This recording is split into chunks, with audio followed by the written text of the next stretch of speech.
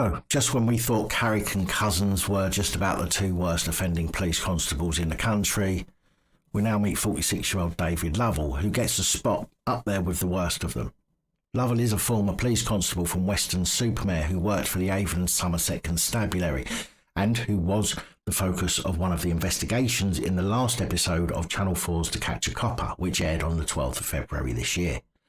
Lovell was dismissed from the force for gross misconduct following a misconduct hearing in May 2023, which heard all of his sordid offences, some of which extended as far back as 2006, when he was given a verbal warning rather than dismissal for sending inappropriate images to colleagues, and then in 2016 when he was issued a written warning for making inappropriate comments. Not only did Lovell send cockpics to what's been described as every woman he came into contact with, but he even posted dozens of intimate images of 3 women who had sent them to him on an online forum.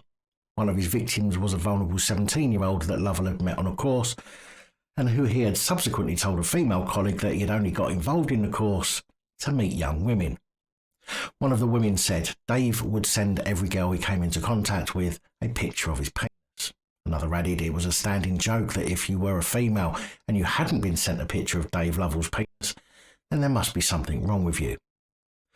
By the time this incident was investigated, Lovell had already been investigated 5 times. Detective Constable Amber Redman of the Avon and Somerset's Counter-Corruption Unit said that Lovell's conduct was known about 10 years ago, but was tolerated. And this here is one of the issues. You see, it's not all about racism, it's about the fact that not a single constable or officer seems to remember their standard of professional behaviour, nor their oath for that matter, which, for the avoidance of doubt, state the following. Honesty and integrity. Police staff are honest, act with integrity and do not compromise or abuse their position. Authority, respect and courtesy. Police staff act with self-control and tolerance, treating members of the public and colleagues with respect and courtesy. Police staff do not abuse their powers or authority and respect the rights of all individuals. Equality and diversity. Police staff act with fairness and impartiality. They do not discriminate unlawfully or unfairly. Use of restraint. Police staff only use restraints as part of their roles and responsibilities to the extent that it is necessary, proportionate and reasonable in all circumstances. Instructions. Police staff only give and carry out reasonable instructions. Police staff follow all reasonable instructions and abide by force policies. Work and responsibilities. Police staff are diligent in the exercise of their work and responsibilities. Confidentiality. Police staff treat information with respect and access or disclose it only in the proper course of their work. Fitness for work. Police staff, when at work, are fit to carry out their duties. Discreditable conduct. Police staff behave in a manner which does not discredit the police service or undermine public confidence in the police service. Police staff are to report any conviction or caution against them for a criminal offence. Challenging and reporting improper conduct. Police staff, whilst at work, report, challenge or take action against the conduct of colleagues which have fallen below the standards of professional behaviour expected, which clearly didn't happen in this case. And their oath, although has been amended in recent times, is taken by every new constable and allegedly underlines their commitment to serve whichever reigning monarch at the time in the office of constable and the public with fairness, integrity, diligence, equality and impartiality. Although we rarely see these traits in a copper nowadays, and in fact I have seen police asked to recite both their professional standards of behaviour and their oath, and are completely unable to do so. Now, although Lovell had carried out these degenerate acts, sharing private intimate images of women that he had received and also being a prolific dick pic sharer himself, the 3 women, although I believe only one of them contacted police professional standards and complained, eventually said that they did not wish to proceed with a criminal complaint, but they were willing to support the misconduct process on the basis that they would be given anonymity.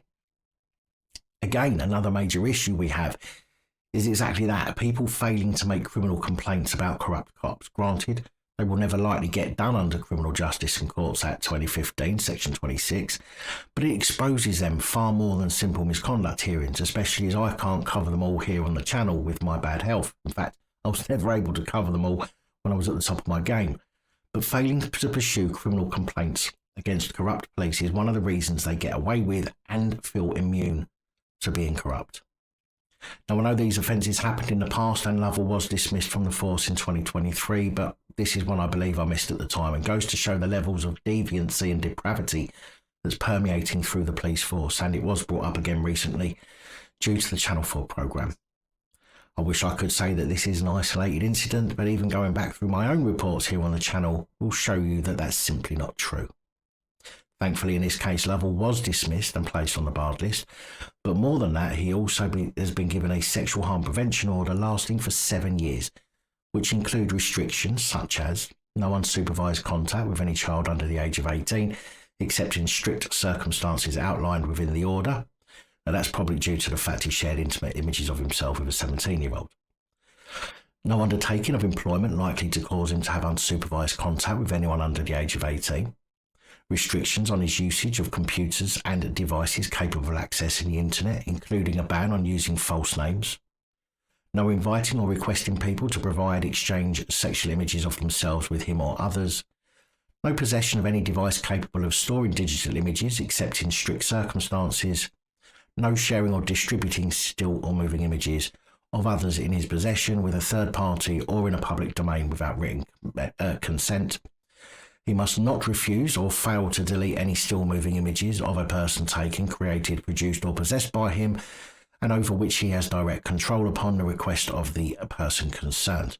Failure to comply with any of these conditions should see him with a maximum penalty of 5 years in jail, but as we know, too many people breach their conditions, whether they be court orders or bail conditions, and nothing happens to them. Well, that's not entirely true. The serious crimes, such as sexual offences, seem to see offenders given chance after chance, but the lesser crime offenders, such as drug dealing, seem to get remanded or sent to jail for breaches. However, that's a discussion for another day. Don't forget to like, share and subscribe to the channel. Make sure you get involved in the conversation in the comments, and I'll see you next time.